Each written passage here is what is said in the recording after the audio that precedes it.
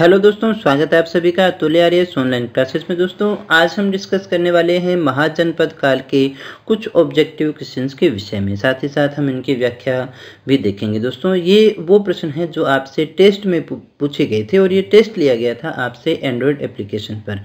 अगर आप भी हमारे रीट की फ्री टेस्ट सीरीज को ज्वाइन करना चाहते हैं तो लिंक जो है ऐप का डिस्क्रिप्शन में दे दिया गया है, वहाँ पर जाकर के आप अपने मोबाइल में एंड्रॉयड एप्लीकेशन को डाउनलोड कर सकते हैं और फ्री ऑफ कॉस्ट हमारे टेस्ट सीरीज़ को ज्वाइन कर सकते हैं। तो 5 तारीख से यानी आज से ही एक नई सीरीज़ भी शुरू होने जा रही है। अगर आप उसका लाभ उठाना चाहते हैं तो अभी जाकर के उसको डाउनलोड कर लीजिएगा। तो चलिएगा शुरू करते हैं आज के टेस्ट को, जिसमें हमारा पहला प्रश्न है, किस जनपद का नगर पुष्कलावती व्यापार और शिक्षा का प्रमुख केंद्र था? गंधार, कंबोज, कुरु या फिर कौशल। दोस्तों हमें ये बताना था कि किस जनपद का नगर पुष्कलावती, यानी हम किसके विषय में बात कर रहे हैं? पुष्कलावती नगर के विषय में बात कर रहे हैं। और पुष्कलावती जो है व्यापार और शिक्षा का प्रमुख केंद्र हुआ करता था। उम्मीद करता हूँ प्रश्न आप सभी का सही होगा, आंसर भी सही होगा। तो चलिएगा चेक करिएगा, प्रश्न का सही आंसर है हमारा नंबर 1 गंधार। ये गंधार जनपद का था। थोड़ी और बात कर लेते हैं इसके विषय में। तो गंधार जो है वर्तमान में पाकिस्तान, अभी कहाँ है? पाकिस्तान के पेशावर और रावलपिंडी, पेशावर का जो रावलपिंडी है उसकी सम्मिलित भूमि के ऊपर ये फैला हुआ था गंधार महाजनपद। और इस गंधार महाजनपद की राजधानी हुआ करती थी तक्षशिला। कौन सी थी दोस्तों? गंधार महाजनपद की राजधानी अगर आपसे पूछी जाए तो यहाँ राजधानियों के प्रश्न भी आपसे पूछे जा सकते हैं। तो गंधार की जो राजधानी थी वो थी तक्षशिला। अगर हम बात करें रामायण की, तो रामायण क्या कहता है? रामायण ये कहता है कि इसकी स्थापना भरत का जो बेटा था लक्ष्य, यानी जिसको लव के नाम से जानते हैं, अपने लक्ष्य के द्वारा इसकी स्थापना की गई थी। और इसी जनपद का एक महानगर था या एक बड़ा नगर था पुष्कलावती। और पुष्कलावती जो है व्यापार और शिक्षा का मुख्य केंद्र हुआ करता था। गंधार जो है, गंधार की राजधानी तक्षशिला भी व्यापारिक नगर होने के साथ साथ शिक्षा का मुख्य केंद्र हुआ करती थी, ये भी थी। और तक्षशिला तो जैसा आप जानते ही होंगे कि तक्षशिला में एक विश्वविद्यालय था, उसमें भारत और विदेशों से भी विद्यार्थी जो है अध्ययन करने के लिए आते थे। और महाभारत की अगर हम बात करें, महाभारत में इसके संबंध में जो उल्लेख मिलता है वो ये है कि धृतराष्ट्र जो थे उनकी पत्नी गंधारी, नाम आपने सुना होगा। उम्मीद करता हूँ महाभारत आपने सभी ने अच्छे से देखी होगी, अगर आपका बचपन सामान्य गुजरा है तो गंधारी जो है वो गंधार की राजकुमारी थी। कहाँ की राजकुमारी थी? गंधार की राजकुमारी हुआ करती थी। तो बात करते हैं अगले प्रश्न की। अगला हमारा प्रश्न है, दिल्ली, मेरठ व थानेश्वर का भूभाग किस जनपद में आता था जिसकी राजधानी इंद्रप्रस्थ हुआ करती थी? आपको बताना है कि दिल्ली, मेरठ, थानेश्वर का ये जो भूभाग है ये कौन से जनपद में आता था जिसकी राजधानी इंद्रप्रस्थ हुआ करती थी? क्या वो कुरु था, कौशल था, कंबोज था या काशी था? प्रश्न आपने टेस्ट में भी देखा होगा, तो आंसर जल्दी से कमेंट करके दे सकते हैं और चेक करिएगा। सही आंसर है आपका वो है नंबर 1 कुरु जनपद की राजधानी थी। कहाँ की राजधानी थी दोस्तों? ये कुरु जनपद था जिसकी राजधानी इंद्रप्रस्थ हुआ करती थी। तो दिल्ली, मेरठ और थानेश्वर का भूभाग जो था वो कुरु महाजनपद में शामिल हुआ करता था, इसकी राजधानी इंद्रप्रस्थ थी। और महाभारत काल की अगर बात करें तो हस्तिनापुर का नाम आपने सुना होगा ना। जो हस्तिनापुर है वो इसी महाजनपद में शामिल हुआ करता था। बात करें अगले प्रश्न की, तो तीसरा हमारा प्रश्न है, कौशल जनपद के संबंध में असत्य कथन कौन सा है? कौशल जनपद जो था उससे संबंधित 4 कथन हमारे पास में आता है और उनमें से आपको चयन करना है कि असत्य कथन जो है वो कौन सा है। अवध का क्षेत्र प्राचीन काल में कौशल महाजनपद कहलाता था, इसकी राजधानी चंपा थी। बुद्ध काल में इसके 2 भाग हुआ करते थे, उत्तरी भाग की राजधानी साकेत और दक्षिणी भाग की राजधानी थी श्रावस्ती। प्रसेनजीत यहाँ का प्रतापी शासक हुआ करता था। तो दोस्तों इसका सही आंसर क्या है चेक करिएगा। सही आंसर है हमारा नंबर 2, इसकी राजधानी चंपा थी। ये कथन गलत है, बाकी ये सारे के सारे कथन जो है वो हमारे सही हैं। थोड़ा और अपने इसको डिस्कस कर लेते हैं। अवध का जो क्षेत्र है वही प्राचीन काल में कौशल महाजनपद के नाम से जाना जाता था और इसकी राजधानी हुआ करती थी श्रावस्ती, न कि चंपा। चंपा न होकर के इसकी राजधानी कौन सी हुआ करती थी? श्रावस्ती हुआ करती थी। बुद्ध काल में अगर हम बात करें तो इसके 2 भाग हुआ करते थे। बुद्ध काल में इसके 2 भाग थे। उत्तरी भाग की राजधानी हुआ करती थी साकेत और दक्षिणी भाग की राजधानी हुआ करती थी श्रावस्ती। यानी कि कौशल है, कौशल के ही 2 भाग हुआ करते थे दोस्तों। एक तो उत्तरी भाग था और एक जो है वो दक्षिणी भाग था दोस्तों। तो उत्तरी भाग की जो राजधानी है वो तो हुआ करती थी साकेत और दक्षिणी भाग की राजधानी हुआ करती थी श्रावस्ती। तो इस प्रकार से ये 2 भागों में बंटा हुआ था। तो ये कथन भी हमारा सही हो गया और ये कथन भी हमारा सही हो गया दोस्तों। काशी के साथ साथ इसको और समझ लीजिएगा। मल्ल, काशी हो गया, मल्ल हो गया, शाक्य को कौशल राज्य ने अपने राज्य के अंदर भी मिला लिया था दोस्तों। इसके बाद में हम बात करें प्रसेनजीत जो है वो यहाँ का सबसे बड़ा प्रतापी शासक हुआ करता था। और यहाँ पर ये भी याद रखिएगा, ये बुद्ध के समकालीन हुआ करता था और बौद्ध धर्म का बहुत बड़ा संरक्षक भी था। और अंत में क्या हुआ? अंततः देखिएगा, अजातशत्रु जो था, अजातशत्रु ने कौशल राज्य को अपने राज्य में मिला लिया था। इसके बाद में अगले प्रश्न को देखते हैं, वो है हमारा मगध की राजधानी कौन सी थी? इनमें से कौन सी थी मगध की राजधानी? वज्जी थी, राजगृह था, साकेत था या फिर श्रावस्ती थी? क्या है दोस्तों हमारा सही आंसर? तो चेक करिएगा दोस्तों, हमारा जो सही आंसर है वो है नंबर 2, राजगृह या फिर गिरिव्रज जो है वो मगध की प्राचीन राजधानी हुआ करती थी। तो मगध महाजनपद जो है उसमें वर्तमान का पटना, गया और शाहाबाद के जो क्षेत्र हैं वो सारे के सारे मगध में शामिल हुआ करते थे। और इसकी प्राचीन जो राजधानी है वो हुआ करते थे राजगृह या फिर इसे अपने गिरिव्रज के नाम से जानते हैं। ये देखिएगा, उत्तर भारत का सबसे ज़्यादा शक्तिशाली राज्य स्वीकार किया जाता था। 5 पहाड़ियों से ये घिरा हुआ करता था। और महाभारत की अगर अपने बात करें तो महाभारत काल के अंदर जरासंध, ये नाम आपने सुना होगा, जरासंध या जरासंध जो भी है, जरासंध था जिसका वध जो है भीम के द्वारा किया गया था। अब देखिए हर्यक वंश के अंदर क्या हुआ। जब हर्यक वंश आता है तो उसमें बिंबिसार आया और उसमें था अजातशत्रु।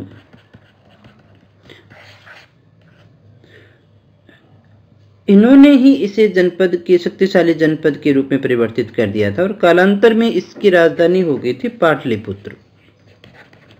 कौन सी हो गई थी दोस्तों? पाटलिपुत्र। और इस पाटलिपुत्र का निर्माण जो है वो किसके द्वारा किया गया था? उदयन के द्वारा किया गया था। ये प्रश्न भी आपसे बहुत बार पूछा जाता है।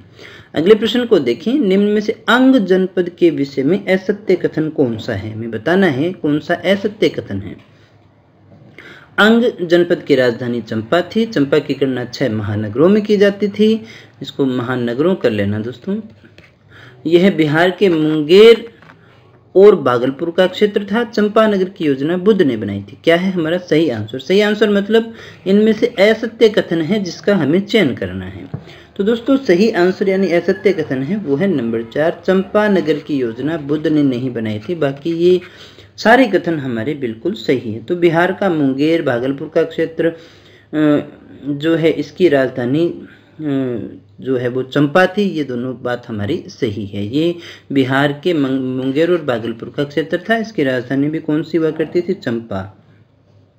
महाभारत और पुराणों की बात करें तो इसमें इसका नाम मिलता है मालिनी। ये तथ्य भी आपको याद रखना है। बुद्ध काल के अंदर चंपा जो है, बुद्ध काल के अंदर चंपा जो है इसकी गणना 6 महानगरों में की जाती थी दोस्तों। महापरिनिर्वाण सूत्र जो है उसमें वर्णित बुद्ध काल 6 नगर हैं, जिसमें से एक तो आता है राजगृह, एक आता है चंपा, एक आता है काशी, एक आता है श्रावस्ती, एक आता है अपना साकेत और एक आता है कौशाम्बी। ये 6 हैं दोस्तों जिनकी बात अपने कर रहे थे। दीर्घ निकाय की बात करें तो चंपानगर की योजना जो है वो बुद्ध ने नहीं बनाई थी। चंपानगर की योजना बनाई थी महागोविंद ने। किसके ने बनाई थी? महागोविंद के द्वारा इसकी योजना बनाई गई थी, बुद्ध ने नहीं बनाई थी। और ये जानकारी हमें मिलती है दीर्घ निकाय से। बात करते हैं अगले प्रश्न की। छठा हमारा प्रश्न है, निम्न में से कौन सा जनपद 8 गणराज्यों का समूह हुआ करता था? गंधार है, वत्स है, मगध है या फिर वज्जी है? ऐसा जनपद जो 8 गणराज्यों का समूह हुआ करता था, क्या है हमारा सही आंसर? तो चेक करिएगा, सही आंसर हमारा वो है नंबर 4। वज्जी वो जनपद था जो 8 गणराज्यों का समूह हुआ करता था। इसमें वज्जी के अलावा वैशाली के लिच्छवी, मिथिला के विदेह, कुंडग्राम के ज्ञात्रक जैसे क्षेत्र शामिल थे। बुद्ध के समय में ये भी एक शक्तिशाली संघ हुआ करता था। मिथिला में पहले राजतंत्र हुआ करता था, कालांतर में वो भी जाकर के गणतंत्र स्थापित हो जाता है। बड़ा आसान सा प्रश्न है, इसमें ज़्यादा कुछ नहीं है। 7वें प्रश्न की बात कर लेते हैं। वत्स महाजनपद की राजधानी थी, कौन सी थी दोस्तों? वत्स महाजनपद की राजधानी कौन सी थी? कौशाम्बी थी, चंपा थी, इंद्रप्रस्थ थी या फिर नगरी थी? दोस्तों कौन सी थी? क्या है सही आंसर दोस्तों? तो चेक करिएगा, हमारा जो सही आंसर है वो है नंबर 1। वत्स महाजनपद की राजधानी हुआ करती थी कौशाम्बी। यहां देखिएगा इलाहाबाद, अभी प्रयागराज और बांदा जिलों का जो सम्मिलित क्षेत्र है, बांदा जिलों का जो सम्मिलित क्षेत्र है वही प्राचीन काल में वत्स महाजनपद के नाम से जाना जाता था और इस जनपद की राजधानी हुआ करती थी कौशाम्बी। इसके अलावा कोई यहाँ से बहुत इंपॉर्टेंट क्वेश्चन तो नहीं बनता है। अगले प्रश्न को देख लेते हैं। अगला हमारा प्रश्न है, दक्षिण भारत का एकमात्र महाजनपद है, कौन सा है? वज्जी है, अश्मक है, सूरसेन है या फिर अवंती है? दोस्तों कौन सा है हमारा सही आंसर? तो जल्दी से बताइएगा सही आंसर। तो चेक करते हैं, सही आंसर है हमारा वो है नंबर 2। अश्मक जो था वो दक्षिण भारत का एकमात्र महाजनपद हुआ करता था।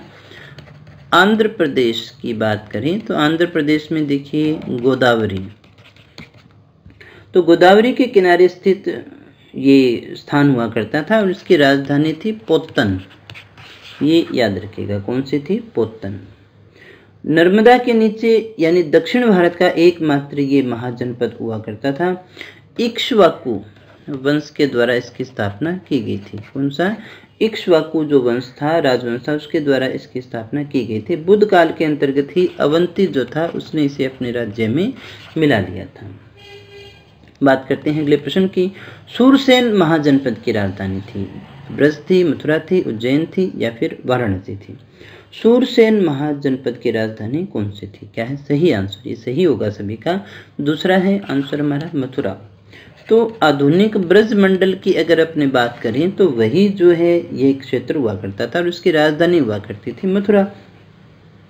महाभारत और पुराणों के अनुसार अगर बात करें तो इस पर यादव वंश का शासन हुआ करता था। किसका शासन हुआ करता था? यादव वंश का। और यदुवंशी कृष्ण जो है वो मथुरा के शासक हुआ करते थे। तो ये इतना ही है, इसमें याद करने का ज़्यादा कुछ नहीं है। अगले प्रश्न को देख लेते हैं। पश्चिमी तथा मध्य मालवा का क्षेत्र किस जनपद में आता था? आपको बताना है पश्चिमी और मध्य मालवा का जो क्षेत्र है वो किस जनपद में आता था? सूरसेन, अवंती, वज्जी या फिर चेदी? तो दोस्तों हमारा जो सही आंसर है वो है नंबर 2, अवंती में आता था। पश्चिम और मध्य मालवा का जो क्षेत्र है वो अवंती महाजनपद में आता था और इसके जो है वो 2 भाग हुआ करते थे, एक तो उत्तरी और एक हुआ करता था दक्षिणी। उत्तरी जो जनपद है उसकी राजधानी हुआ करती थी उज्जैनी और दक्षिणी जो है उसकी राजधानी हुआ करती थी महिष्मती। तो जय महिष्मती का नारा आपने सुना होगा, कुछ हो सकता है बाहुबली जैसा आपको याद आ जाए। तो दक्षिणी जो भाग था इसका, दक्षिणी भाग की राजधानी हुआ करती थी महिष्मती। तो दोस्तों ये थोड़ा और गहराई में पढ़ें तो बौद्ध धर्म ग्रंथों से अगर हम देखें तो अवंती राज्य का शासन या शासक जो था वो प्रद्योत हुआ करता था, ये भी हमें जानकारी मिलती है। और ये राजनीतिक और आर्थिक दृष्टि से, दोनों दृष्टि से ही बहुत महत्वपूर्ण था। यहाँ जो जाना जाता है वो इसलिए क्योंकि बौद्ध धर्म का ये प्रमुख केंद्र हुआ करता था, बौद्ध धर्म के केंद्र के लिए विशेषता जाना जाता है। बड़ा आसान सा प्रश्न है, ये आप सभी का सही होगा। जयपुर जो है उसके आसपास का क्षेत्र किस महाजनपद में आता है? अंग, मत्स्य, वज्जी, कुरु। तो दोस्तों सही आंसर हमारा नंबर 2 मत्स्य जनपद में आता है। कौन से में आता है? मत्स्य जनपद। आधुनिक राजस्थान के जयपुर और अलवर की बात करें तो इस क्षेत्र के अंतर्गत ये रह जाता है। इसकी राजधानी की बात करें, राजधानी थी हमारी विराटनगर, ये याद रहना चाहिए, जिसकी स्थापना विराट राजा के द्वारा की गई थी। महाभारत में इस जनपद का उल्लेख हमें मिलता है। और ऐसा कहा जाता है कि पांडव जो थे उन्होंने अज्ञातवास के समय यहाँ पर जो है अपना समय व्यतीत किया था।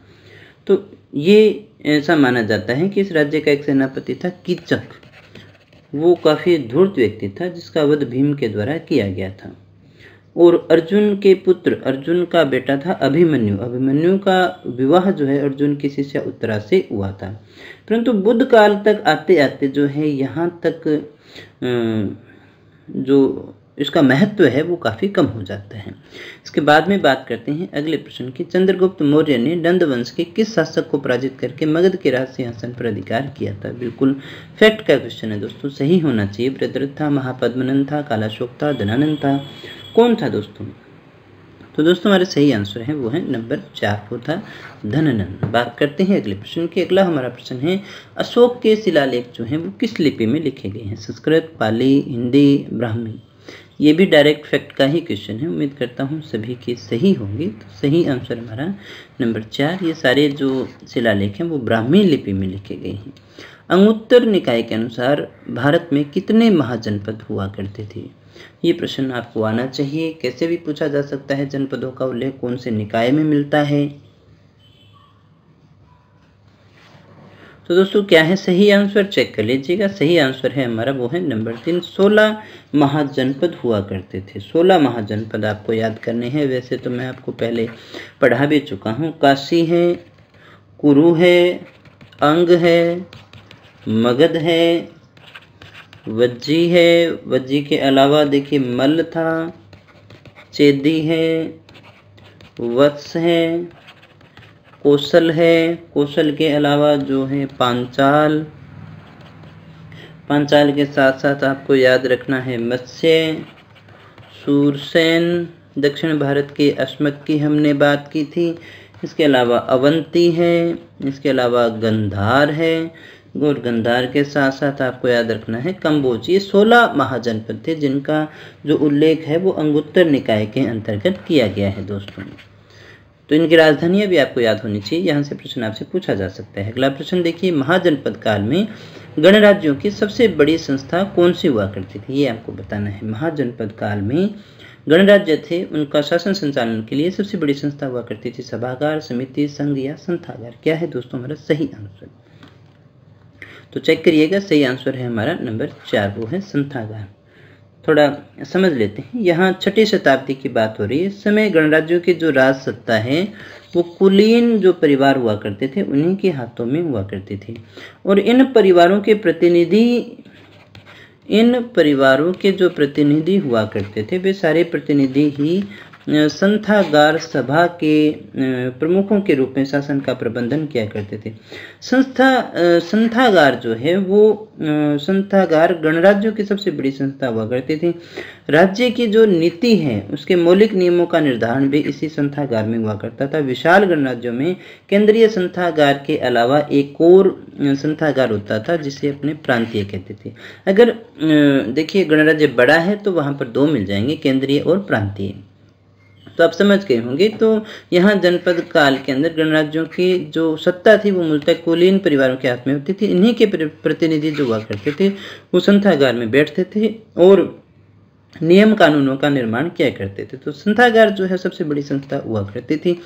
जहाँ बड़े हैं वहाँ पर केंद्रीय और प्रांतीय 2 रूप में भी हम इसको देखते हैं। अगला हमारा प्रश्न है, 6ठी शताब्दी ईसा पूर्व गणराज्यों की राजसत्ता किसके हाथ में थी? बिल्कुल सही होना चाहिए। अगर आपको हल्का सा रिकॉल करना है, अभी हमने इसके विषय में डिस्कशन भी किया है दोस्तों। तो दोस्तों सही आंसर क्या है? वो है हमारा नंबर 3, कुलीन परिवारों के हाथ में हुआ करती थी। अगले प्रश्न को देखिएगा, महाजनपदों में राज्य के प्रकार थे, कौन कौन से प्रकार हुआ करते थे? ये भी आपका सही होगा। बड़े अच्छे से हमने जब इस टॉपिक को देखा था तो सभी चीज़ें डिस्कस की थी। राजतंत्र, लोकतंत्र, संसदीय या फिर दोनों? क्या है दोस्तों हमारा सही आंसर? तो दोस्तों हमारा जो सही आंसर है वो है नंबर 4, 1 व 2 दोनों, यानी राजतंत्र और लोकतंत्र दोनों ही हुआ करते थे। इसके बाद में अगले प्रश्न को देखिएगा, जांगल देश की राजधानी, ये भी आपका सही होना चाहिए। बड़ा आसान सा प्रश्न है, राजस्थान से संबंधित भी ले सकते हैं अपने इसको। मंडोर, अहिछत्रपुर, लोनकनसर या फिर कुरु? तो जांगल देश की राजधानी कौन सी थी दोस्तों? तो दोस्तों जांगल देश की राजधानी थी अहिछत्रपुर, ये आपको याद रखना है। इसका और नाम क्या आता है आप कमेंट करके बताएंगे। जनपदों के उदय होने के पीछे क्या कारण था? इनमें से आपको बताना है। उत्तर वैदिक काल तक लौह तकनीक का व्यापक उपयोग, जिससे स्थायी जीवन व्यतीत करने की प्रवृत्ति बढ़ी। कृषि उद्योग, वाणिज्य, व्यापार आदि के विकास ने प्राचीन जनजातीय व्यवस्था को जर्जर बना दिया और छोटे छोटे जनों का स्थान बड़े बड़े जनपदों ने ग्रहण कर लिया। दोनों है या फिर ये एक स्वाभाविक प्रक्रिया थी दोस्तों? क्या है सही आंसर? तो चेक करिएगा दोस्तों, सही आंसर हमारा नंबर 3 यानी दोनों। तो उत्तर वैदिक काल तक आते आते क्या हुआ, लोहे का विकास हो चुका था, जिससे स्थायी जीवन व्यतीत करने की प्रवृत्ति बढ़ी। नहीं, अब हमें जो कृषि होने लग गई, अभी इधर उधर भटकना नहीं, तो एक स्थायी जीवन व्यतीत करने की प्रवृत्ति बढ़ी।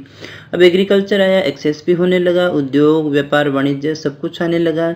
तो जो प्राचीन या जनजातीय हमारी व्यवस्था थी वो टूट गई, बिखर गई, और उसके स्थान पर छोटे छोटे जन आए और उन्हीं जन से बड़े बड़े जनपद बनते चले गए। तो इस प्रकार से इसका विकास होता है। अंतिम प्रश्न के रूप में आपको बताना है असुमेलित, यानी जो सही राजधानी नहीं है हमें उसके बारे में बताना है। कुरु, इंद्रप्रस्थ, अंग, चंपा, मगध, राजगृह, वज्जी, कौशाम्बी, कौन सा असुमेलित है दोस्तों? तो दोस्तों हमारा जो सही आंसर है वो है नंबर 4, वज्जी की राजधानी कौशाम्बी नहीं है। तो कौन सी है दोस्तों आप देखिएगा और कमेंट करके मुझे भी बताइएगा, ताकि आपका आंसर सही हो जाए। पीछे हमने डिस्कस भी किया है दोस्तों इसको। तो दोस्तों उम्मीद करता हूँ सारे प्रश्न आपके सही होंगे, अच्छे से आपने इनको समझ लिया होगा। अगर आप हमारी फ्री टेस्ट सीरीज को ज्वाइन करना चाहते हैं तो हमारी एंड्रॉयड एप्लीकेशन को डाउनलोड करें, जिसका लिंक जो है वो डिस्क्रिप्शन में दिया हुआ है, वहाँ पर जाकर के आप इसे ज्वाइन कर सकते हैं। तो दोस्तों मिलते हैं नेक्स्ट वीडियो में नेक्स्ट कुछ इंपॉर्टेंट और क्वेश्चनों के साथ में। तब तक बने रहिए हमारे साथ। All the best, thank you very much.